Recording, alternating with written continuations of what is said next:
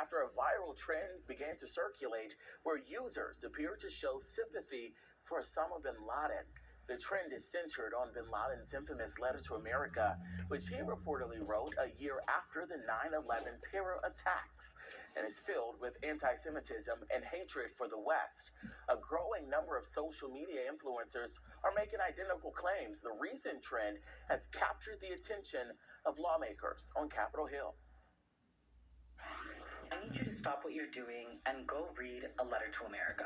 It is literally the craziest thing I've read in a while. And while I can't say that I'm that surprised, I am pretty shocked. This isn't like an argument for bin Laden, but he actually had some good points, as we're seeing. He could have left the gays and the femme queens out of it, but the rest of it, he was eating. The idea that bin Laden was a prophet and a hero who's predicted that Israel is the little Satan, we're the great Satan. That's what China wants them to believe. It's what Russia and that's what Iran wants them to believe. Officials at TikTok say they have already removed hundreds of videos supporting bin Laden's manifesto, but the original video received more than 15 million views before it was taken down. Tonight, the Biden administration says it's joining Republicans and Democrats on Capitol Hill and strongly condemning the recent trend. People even realizing it. Communism breeds war, famine, slaughter, and tyranny. These in themselves are terrifying enough, but the damage dealt by communism goes far beyond this. It has become increasingly clear to many that, unlike any other system in history, what communism declares war on is humanity itself, including human values and human dignity. Over the course of a century, communism established massive dictatorships in the Soviet Union and China. It caused more than 100 million unnatural deaths. It enslaved billions, and it brought the world to the brink of nuclear war, and thus destruction. Yet more important is its deliberate and widespread destruction of the family, its instigation of social disorder, and its attack on morality, all of which are ruinous to the foundations of civilization. What, then, is the nature of communism? What is its objective? Why does it take mankind as its enemy? How can we escape it? 1. Communism is a devil bent on the destruction of humanity. The Communist Manifesto begins, quote, "A specter is haunting Europe, the specter of communism." The use of the term specter was not a whim of Karl Marx. The preface of this book argues that communism should not be understood as being an ideological movement, a political doctrine, or a failed attempt at a new way of ordering human affairs. Instead, it should be understood as being a devil, an evil specter forged by hate, degeneracy, and other elemental forces in the universe. The communist specter took the form of a serpent, then that of a red dragon, and it keeps company with Satan, who hates God, and exploits low-level beings and demons to wreak havoc on man. The goal of the specter is to ruin humanity, and while the divine offers salvation to humanity, communism tells man not to believe, attacks human morality so as to renounce tradition, and causes man not to heed God's instruction, and ultimately to be destroyed. Following the Cold War, the poison of communism not only continued to harm former communist countries, but also spread throughout the world.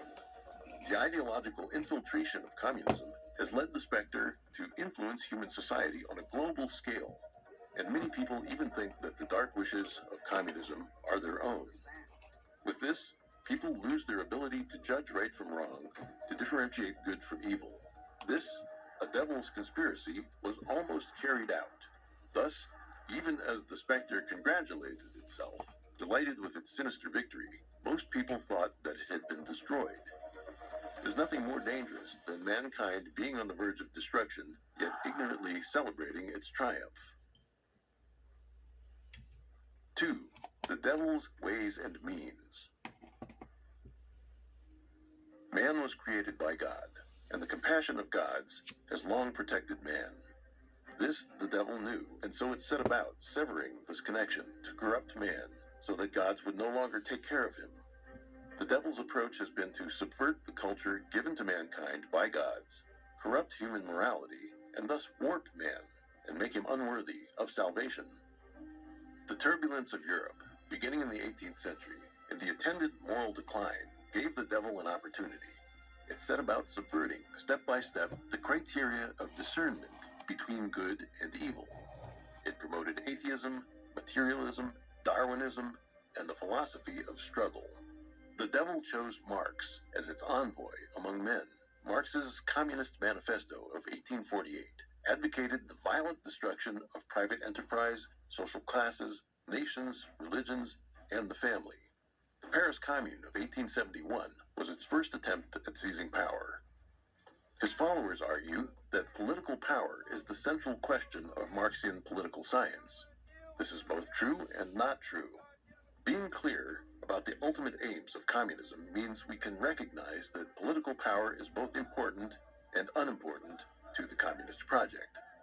It is important in that access to political power allows a rapid means of the widespread corruption of humanity.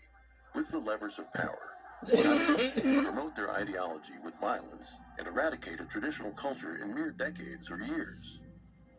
Yet it is also unimportant in that even without the apparatus of the state, the devil has other means of exploiting the weaknesses and shortcomings of man to deceive, co-opt, coerce, confuse, and so overturn traditional thought, subvert order, create upheaval, and to divide and conquer with the objective of gaining global control. 3. Communism is the ideology of the devil. At the core of the evil specter is atheism and materialism, a confluence of elements from German philosophy, French social revolution, and British political economy, assembled as a secular religion meant to replace the position previously occupied by God and orthodox beliefs. Communism turns the world into its church, bringing all aspects of social life under its purview. The devil chose Marx and others as its agents to oppose and destroy the principles laid down by God for human society. It promotes class struggle and the abolition of established social structures. In the East, it launched a violent revolution and established a totalitarian state that united politics and secular religion. In the West, it undertakes progressive, nonviolent communism through high levels of taxation and wealth redistribution. On a worldwide scale, it seeks to spread communist ideology to political systems everywhere, with the goal of undermining nation-states and establishing a global ruling body. This is the, quote, paradise on earth promised at communism, a supposed collective society without class, nations, or government, based on the principles of, quote, from each according to his ability and to each according to his need. In the Communist Manifesto, Marx proclaimed, quote, the communist revolution is the most radical rupture with traditional property relations. No wonder that its development involves the most radical rupture with traditional ideas. Thus, Marx himself accurately summarized the practice of communism over nearly the past 2 centuries. God is the source of moral order, and God's morality is eternal and unchanging. Moral standards should never be determined by man, nor can they be changed by man's power. Communism tries to sentence morality to death, and to have the communist new man establish a new morality. Yet, while it denies real morality, communism uses negative methods to expel from human tradition all its positive factors, with the goal of having negative factors occupy the world. Traditional laws come from morality and are intended to uphold morality.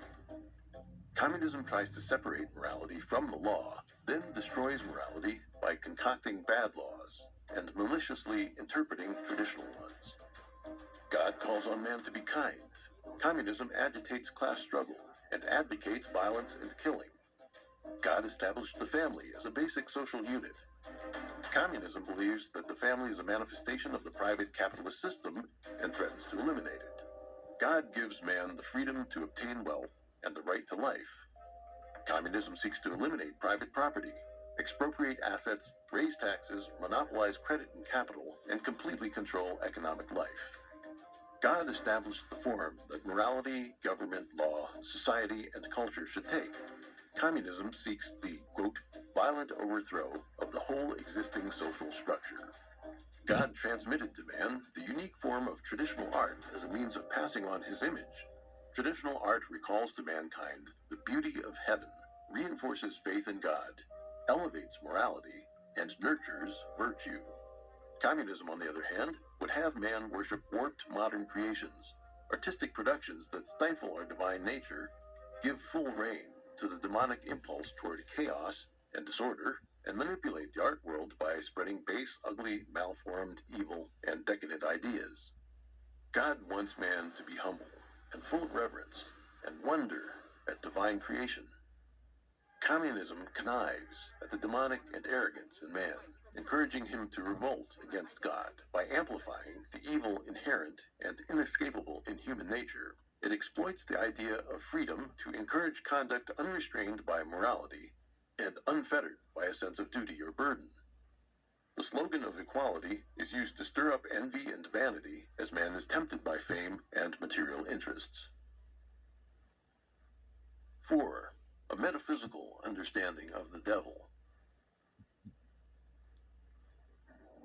The idea of the devil being referred to in this text is that of a supernatural power. Understanding the type of thing that is the specter of communism is one of the keys to understanding the chaos the devil has sown in the world. Simply put, the specter of communism is composed of hate. It draws its energy from the hatred that wells up in the human heart. The communist specter is tied to Satan. Sometimes the two are indistinguishable, thus we will not make an effort to consider them separately.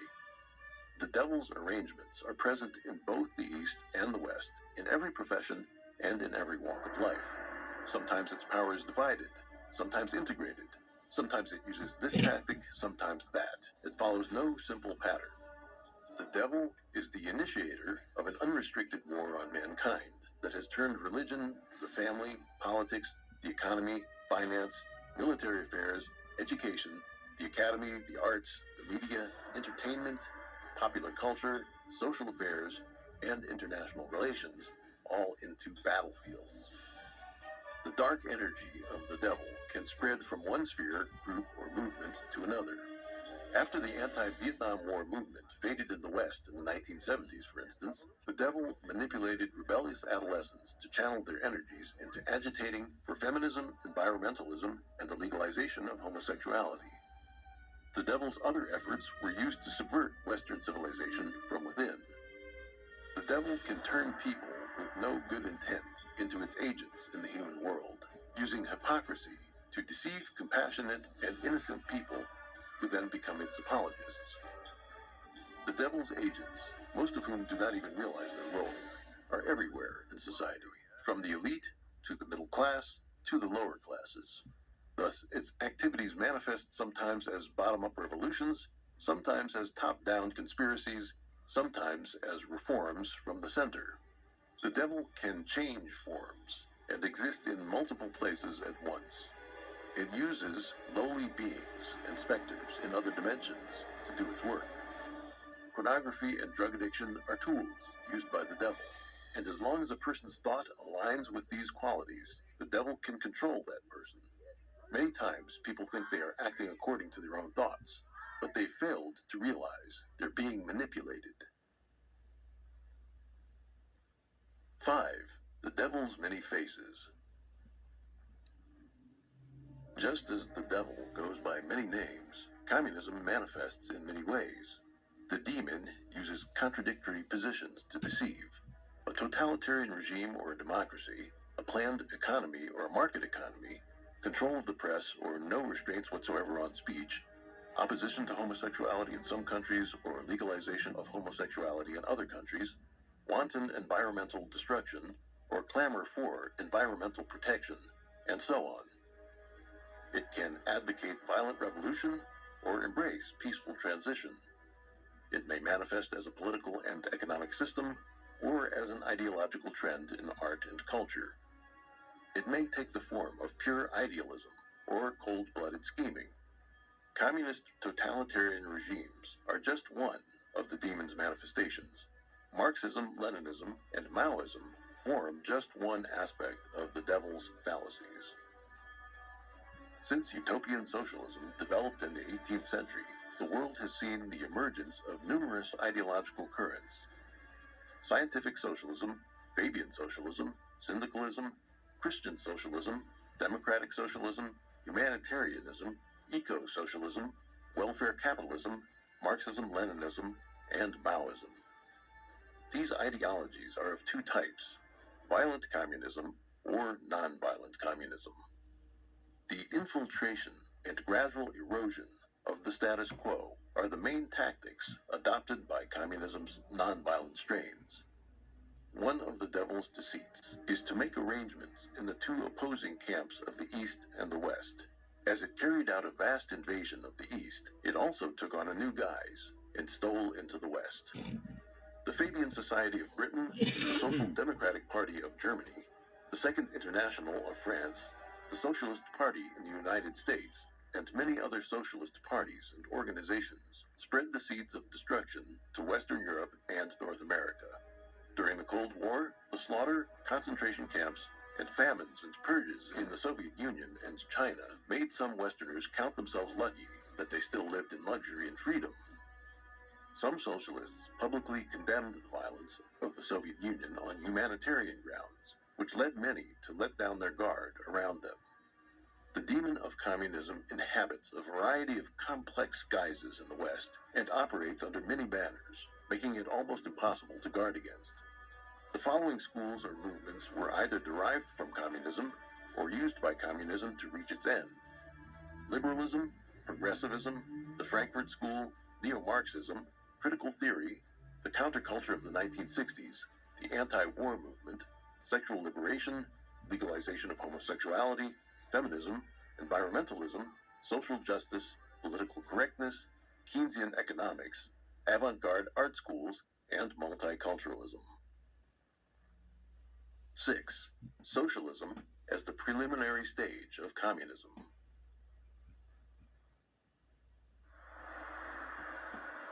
In the West, many look at socialism and communism separately, which provides fertile ground for socialism to flourish. In fact, according to Marxist-Leninist theory, socialism is simply communism's preliminary stage. In 1875, in Critique of the Gotha Program, Marx put forward the idea that there is an initial phase of communism, followed by an advanced phase. Compelled by changes in the international situation at the time, Friedrich Engels, in his later years, also proposed democratic socialism, in which votes were used to obtain political power. Democratic socialism was adopted by Social Democratic Party leaders and theorists of the Second International and led to the left-wing parties in many capitalist countries around the world today. Lenin set down clear definitions of socialism and communism. He considered socialism to be the preliminary phase of communism, and communism to be developed on the basis of socialism. Thus, it is clear that socialism has always been a part of Marxism and the international communist movement. The public ownership and planned economy of socialism is part of the initial preparation for communism. Presently, while branches of socialism or left-wing doctrines popular in the West seem superficially unrelated to communism, they are simply communism's non-violent forms. Instead of violent revolution, votes are used to gain power in the West. Instead of outright public ownership, high taxation in Western countries serves the same role. Instead of a state-planned economy, Western social welfare systems are used to eat away at capitalism. Left-wing parties in Western countries consider social security and welfare systems to be an important aspect of realizing socialism. When condemning the crimes of communism, the violence and slaughter should not be the only focus. Communism in its nonviolent forms has deceived and bewildered people's minds under the guise of various branches of socialism. Some socialist or welfare states in the West today use the idea of the Commonwealth to sacrifice individual freedoms. Citizens in these countries retain certain political freedoms because the brand of socialism there has yet to be well developed. Socialist countries set equality of outcome as the primary goal, and thus they are bound to deprive people of their freedom. If a free country turned into a totalitarian regime overnight, the drastic contrast between propaganda and reality would leave most people shocked. Many would rebel, or at least passively resist. This would lead to high costs for totalitarian rule, and the regime would likely need to commit mass slaughter to eliminate the resistance. This is one of the main reasons that both the Soviet Union and the People's Republic of China have engaged in the mass killing of their own citizens during peacetime. Unlike totalitarian regimes, socialism in democratic states slowly eats away at people's freedoms through legislation. Like the metaphor of the boiling frog, the process of establishing a socialist system takes decades or generations, leaving people gradually numb, oblivious, and accustomed to socialism, all of which enhance the deceit. The essence and objective of this type of gradual socialism are no different in substance from the violent form. Socialism uses the idea of guaranteeing equal rights through legislation, while in actuality, it drags down moral values and deprives people of the freedom to incline toward goodness. It's impossible to enforce equality by suddenly elevating those at lower levels, so instead, socialism artificially restrains those at higher levels, especially in terms of moral values. The socialism of the West uses pretexts like anti-discrimination, value neutrality, or political correctness to attack basic moral discernment.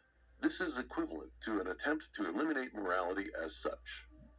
This has come along with the legalization and normalization of all manner of anti-theist and profane speech, sexual perversions, demonic art, pornography, gambling, and drug use. The result is a kind of reverse discrimination against those who believe in God and aspire to moral elevation, with the goal of marginalizing and eventually getting rid of them. 7. The romanticization of communism. To this day, there are numerous Westerners who harbor romantic fantasies about communism, yet they've never lived in a communist country and experienced the suffering there, so they have no understanding of what communism actually means in practice. During the Cold War, many intellectuals, artists, journalists, politicians, and young students from the free world went to Russia, China, or Cuba as tourists and travelers. What they saw, or rather were allowed to see, was completely different from the lived reality of the people in those countries. Communist countries have perfected their deception of foreigners. Everything the foreign visitors saw was carefully crafted for their tastes, including the model villages, factories, schools, hospitals, daycare centers, and prisons. The receptionists they encountered were members of the Communist Party or others considered politically reliable. The tours were rehearsed. The visitors were greeted with flowers, wine, dancing and singing, banquets, and smiling young children and officials. Then they were taken to see people hard at work, able to talk freely and as equals, students studying hard, and lovely weddings. What they didn't get to see were the show trials, mass sentencings, mob lynchings, struggle sessions, kidnappings, brainwashing, solitary confinement, forced labor camps, massacres, theft of land and property, famines, shortages of public services, lack of privacy, eavesdropping, surveillance, monitoring by neighbors and informants everywhere, brutal political struggles in the leadership, and extravagant luxuries of the elite. They especially weren't able to see the suffering of ordinary people. The visitors mistook what had been staged for them as the norm in a communist country.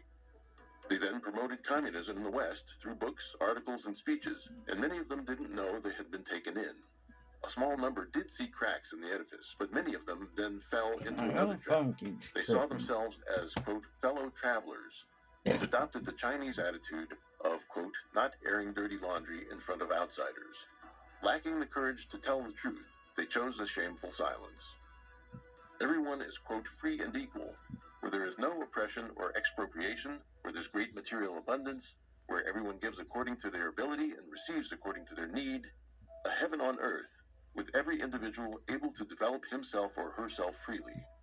A human society of this sort exists only as fantasy, and that fantasy has been used as bait by the devil to deceive man. In reality, power falls in the hands of a small elite. Real communism is a totalitarian apparatus controlled by a small group who use their monopoly on power to suppress, enslave, and deprive the majority. 8. Religions from the outside, while manipulating people to corrupt religion from the inside. Religions have been politicized, commercialized, and turned into entertainment. Numerous morally corrupt clergymen put forward fallacious interpretations of religious texts, misleading their followers and going so far as to commit adultery with their lay members or even pedophilia. This chaos has left sincere religious believers bewildered and deprived of hope.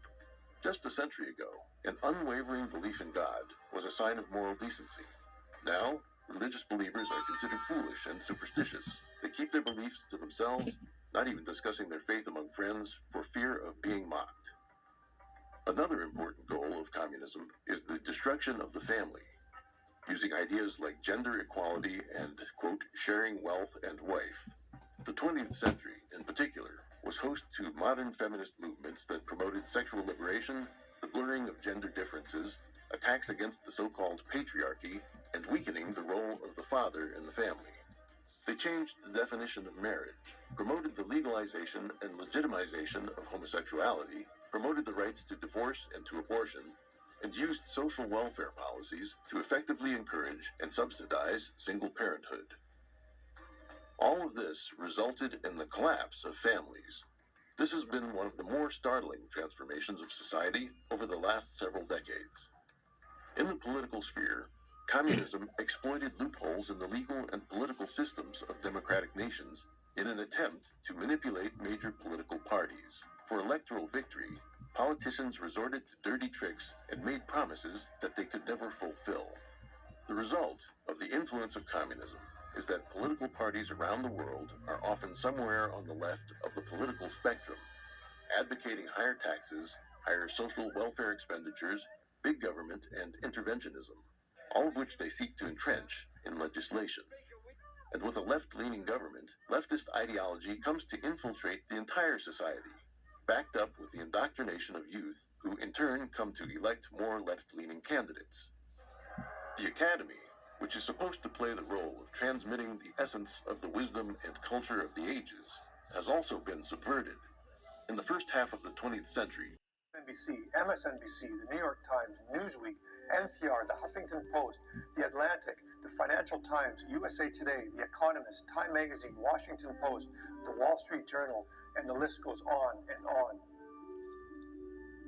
But what's this have to do with covering up crimes against humanity? Well, for over 20 years, human rights groups like Amnesty International and also the United Nations have reported that Chinese citizens who practice the spiritual discipline of Falun Gong are being demonized, tortured, and killed by their government. In the early 90s, Falun Gong was supported, awarded, and even endorsed by the Communist Party. It taught to live a spiritual life. Practitioners are encouraged to follow traditional values, to tell the truth, to be compassionate and tolerant, to be responsible to their families, and to be hardworking and good people in society. News reports even quoted government officials who stated that Falun Gong dramatically reduced healthcare costs nationwide. However, at that time, the Communist Party leader was Jiang Zemin. He came to power largely by supporting the 1989 Tiananmen Square student massacre. When he found that Falun Gong was not controlled by the state, he viewed its popularity and promotion of spirituality as a threat to the party's control. He stated, "How could the Marxism we endorse and the materialism and atheism we believe in not crush what Falun Gong propagates? If it were true, wouldn't we become laughingstocks? The Communist Party must eliminate Falun Gong." And on July 20th, 1999, he launched a nationwide violent crackdown.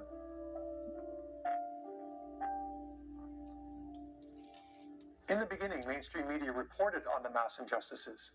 Thousands being arrested, people sentenced to 18 years in sham trials, tens of thousands suffering in labor camps, unspeakable cases of sexual torture, psychiatric abuse, young school teachers beaten to death by police, horrific cases of men and women being burned, mutilated, and electrocuted to death.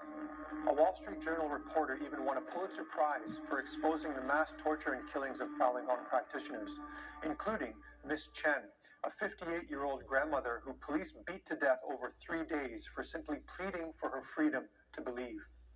Under orders from the regime that no measures are too excessive to wipe out Falun Gong, she was whipped and beaten with plastic pipes, punched in the face and head, electrocuted with stun guns on her neck. Her ears were swollen black from torture, and all her teeth were broken. She crawled outside her cell, vomited, and died.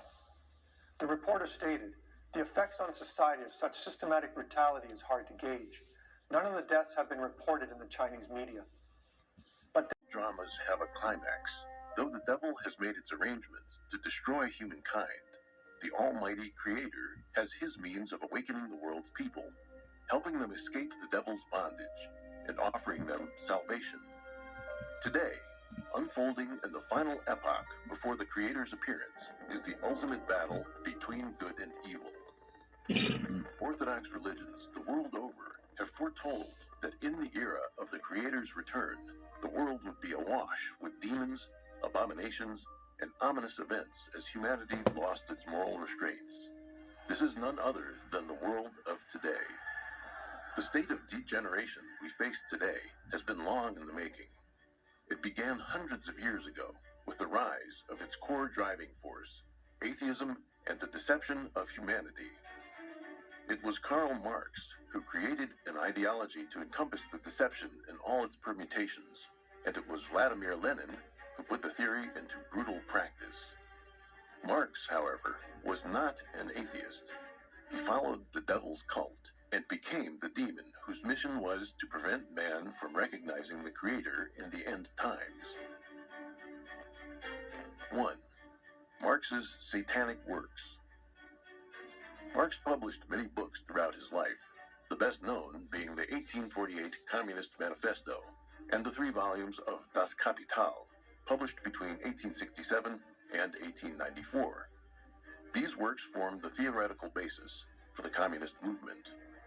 What is less widely known is that Marx's life was a process in which he turned over his soul to the devil and became its agent in the human realm. In his youth, Marx had been a devout Christian.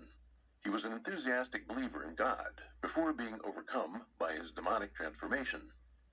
In his early poem, Invocation of One in Despair, Marx wrote of his intent to take revenge on God. So a God has snatched from me my all, in the curse and rack of destiny. All his words are gone beyond recall. Nothing but revenge is left to me. On myself revenge I'll proudly wreak, on that being, that enthroned Lord. Make my strength a patchwork of what's weak. Leave my better self without reward. I shall build my throne high overhead. Cold, tremendous shall its summit be. For its bulwark, superstitious dread. For its marshal, blackest agony. Writing to his father, Marx described the changes he was experiencing. Quote, "A curtain has fallen. My holiest of holies was ripped apart, and new gods had to be set in their place.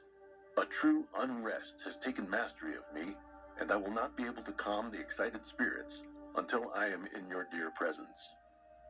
In his poem, The Pale Maiden, Marx wrote, "Thus heaven I've forfeited.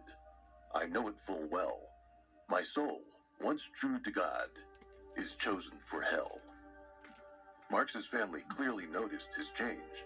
On March 2nd, 1837, his father wrote to him, quote, "Your advancement, the dear hope of seeing your name someday of great repute, and your earthly well-being are not the only desires of my heart. These are illusions I had had a long time, but I can assure you that their fulfillment would not have made me happy. Only if your heart remains pure and beats humanly, and if no demon is able to alienate your heart from better feelings, only then will I be happy." One of Marx's daughters wrote that when she was young, Marx told her and her sisters many fairy tales. Her favorite was the meandering story of Hans Röckle, a wizard who was always short of cash and had no choice but to sell off his lovely puppets to the devil. What Marx sold to the devil in exchange for his success was his own soul. Describing himself in The Fiddler, Marx wrote, "How so? I plunge without fail, my blood-black saber into your soul. That art God neither wants nor wists. It leaps to the brain from hell's black mists.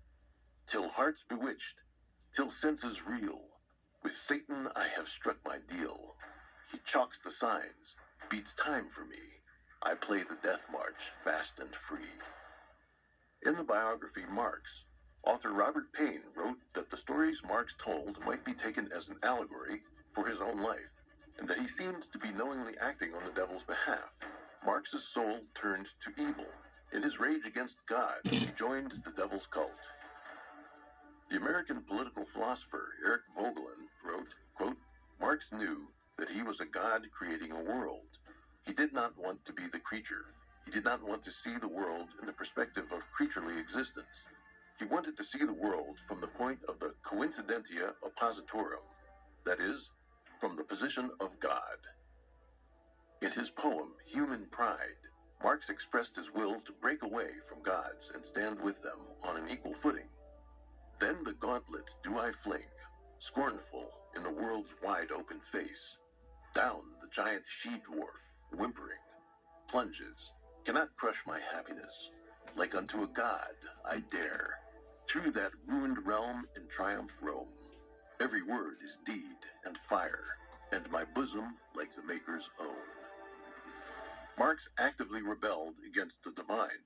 Quote, I long to take vengeance on the one who rules from above. And, quote, the idea of God is the keynote of a perverted civilization. It must be destroyed. Soon after Marx died, his housemaid, Helene Demuth, said of him, quote, he was a God-fearing man. When very sick, he prayed alone in his room before a row of lighted candles, tying a sort of tape measure around his forehead. Marx's prayer, as scholars have said, was neither Christian nor Jewish, but the real Marx was not atheist.